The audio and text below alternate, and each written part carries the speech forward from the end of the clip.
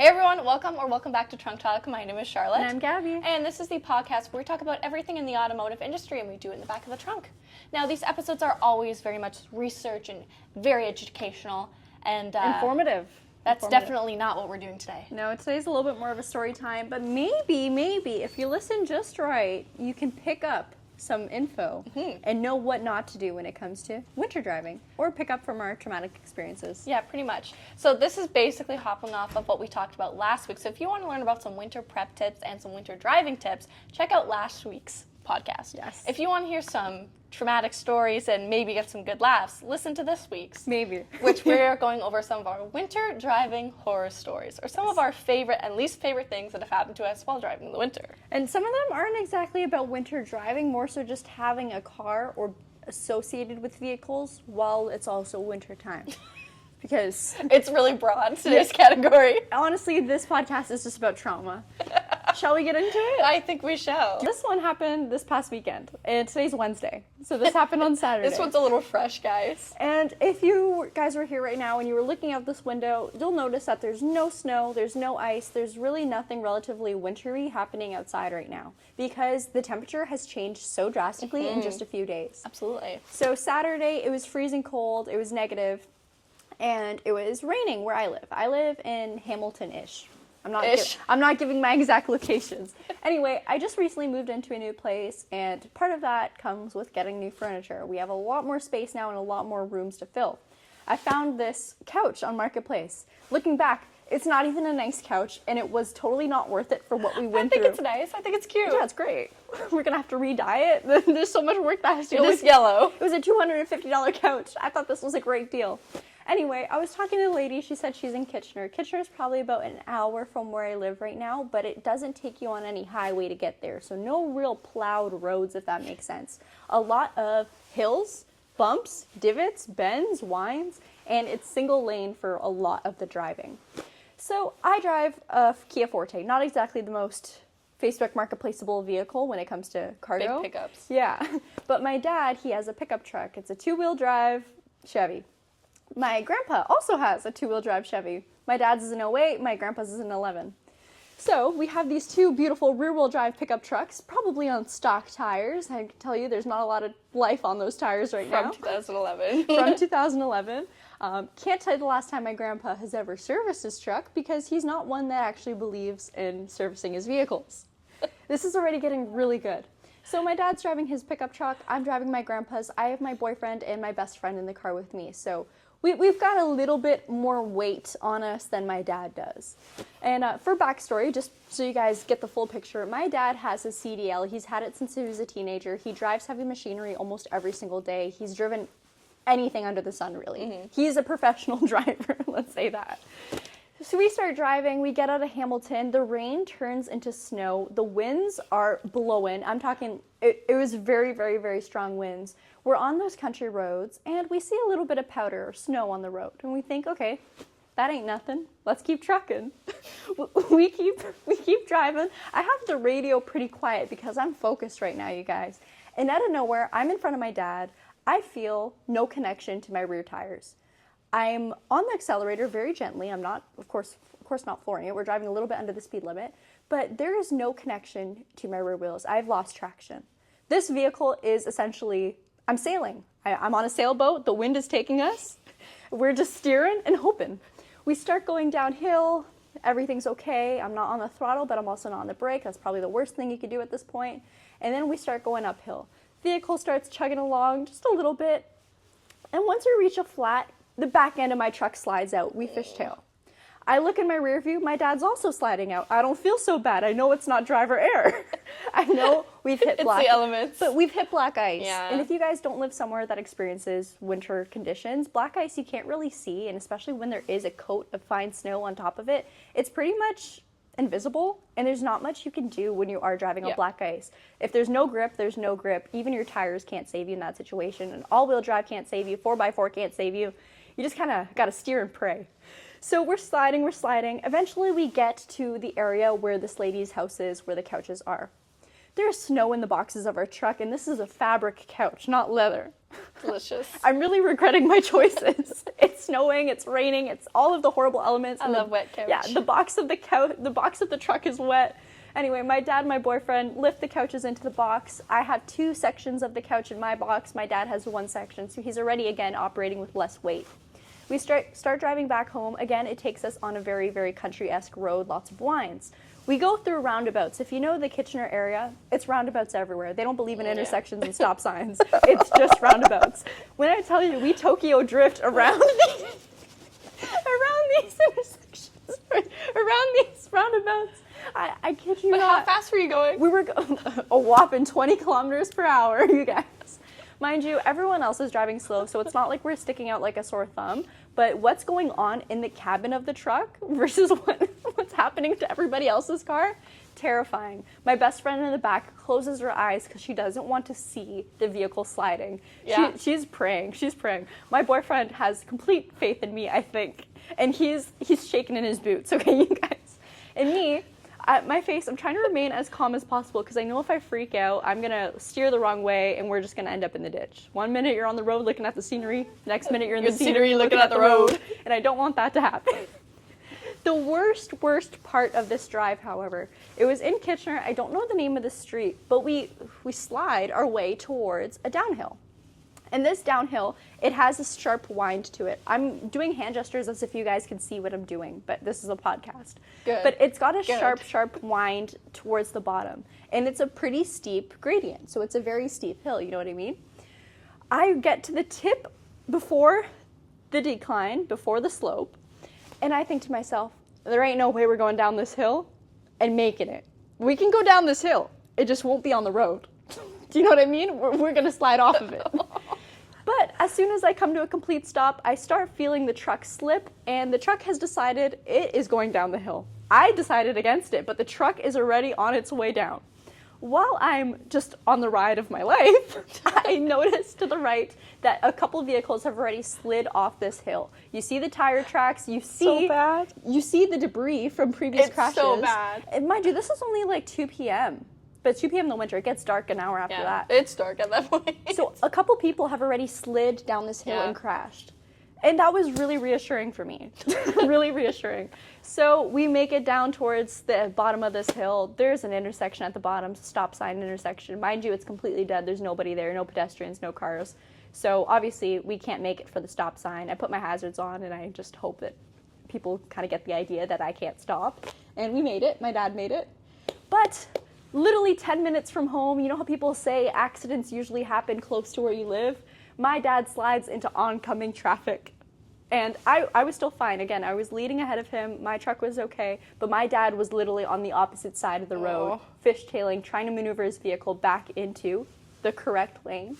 And that was terrifying. But he didn't hit anything. He didn't hit anything. My dad successfully was able to countersteer his way out of that. But again, with black ice, you can still countersteer eventually, or in most cases, the vehicle is going to go where the vehicle is going to go. Gravity is going to take its, physics, gravity, all of it. They're all going to work together. Maybe they'll work for you. A lot of it comes down to luck. A lot of times it works against you.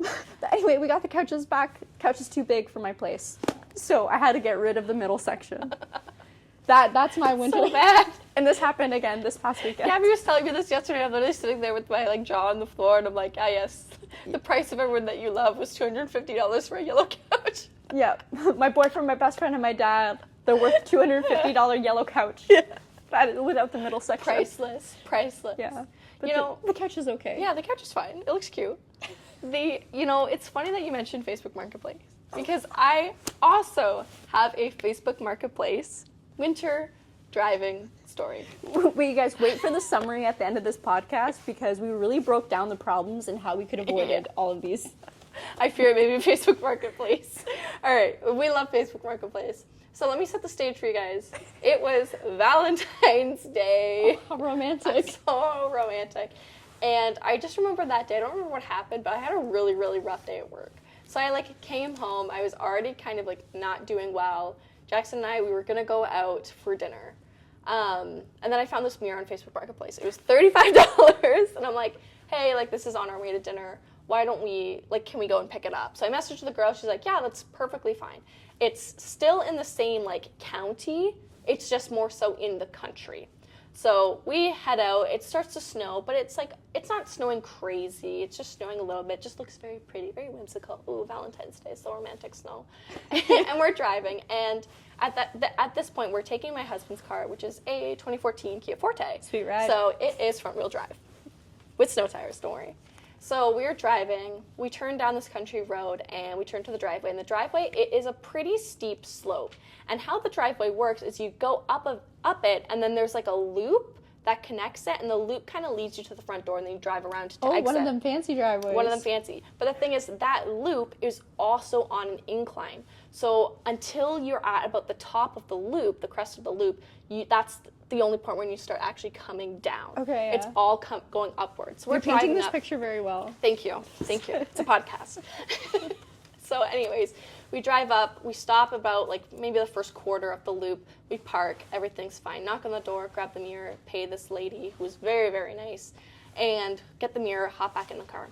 So we're looking at the situation, and my husband and I, we know about cars. My husband's very, very handy. He's the handiest man I know. And we're both thinking, okay, because we're only in the first quarter, like there's no way that we're going to be able to get up this loop and then come around. We need to just kind of reverse out of here, turn around, and then go down the hill. And we're like, yeah, that's fine. And so she comes out and she's like, oh no, like just go around the loop, it'll be easier. Because her car was there too.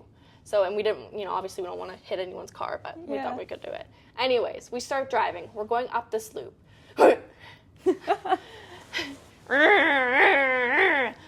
What's happening? So, my wonderful husband's car gets stuck. And again, this is a Kia Forte. We don't have a shovel or anything like that. We are stuck in this woman's driveway, in this Facebook Marketplace pickup driveway. And so we get out, knock back on the door. Hi, I'm so sorry to bother you. Do you happen to have a shovel? Our vehicle's gotten stuck. She gives us a shovel. She comes out for a little bit. And she helped a little bit, yeah. Okay. And she sees basically that we're stuck. And so she just kind of looks at us and this is so awkward. I've got to go to dinner. So she leaves us in her driveway. And we're stuck there. She did give us a snow shovel, thankfully. So we're trying to dig the car out. Because it's the country, there's a bunch of branches everywhere. We're grabbing these branches, breaking them up, trying to do anything to give us some type of traction underneath the wheels, digging them out. We're not going to dinner at this point. No. We are not making it. I'm already stressed. Hey, I got my $35 mirror, so that was a win. Car is stuck. So we're there for probably about an hour and a half trying to get this vehicle out. And then finally, we call our friend, or they call us back because we had called them before with their truck. They come up the hill. They're sliding down the hill at this point because it's been snowing the whole time. And so we're not sure if they're going to be able to make it up. They finally do. They hook us up. They pull us out finally. And then we all slide down the hill. So at least you did it together. At least we did. Maybe the Facebook Marketplace find was a friendship that we found along the way. The horse's name was Friday. The horse's name was Friday. I felt so bad for this woman, and I'm so sorry we got stuck in your driveway, but we're gone now. And she's like, okay, great. But also she just left us there. Yeah, that's rough. Yeah, so that was pretty rough. So Facebook Marketplace seems to be a lot. It seems to be the root of a lot of problems. Facebook Marketplace in the winter is not for the faint of heart. Yeah, you really got to think Too many about things it. can go wrong. And going back to my story, it happened Saturday. Sunday here in this area was positive 6 degrees and the sun was shining. Everything was melting. Why I couldn't pick it up Sunday? Well, I don't know. But so unfortunate. Yeah. Oh, man. Very, very rough. Now, should we take it back to the childhood days? Oh, man. Yeah, go for it. These were pretty recent, right? So my family, we used to do a lot of ice fishing, and a lot of this happened during Christmas break. When we were in high school and elementary school, obviously you have the 2 weeks of school break, right? So my grandpa used to take us ice fishing, and not just, Lake Ontario, something nearby. We would go way up north just for the day to sit on a frozen lake in his truck and fish for ice. Or ice fish for ice. Fish for fish on the ice. Fish for ice. Pretty much. You know what? Most of those That's days, what ice fishing most of the days we're not catching much. We're fishing for ice. I'm like, yeah, found the ice.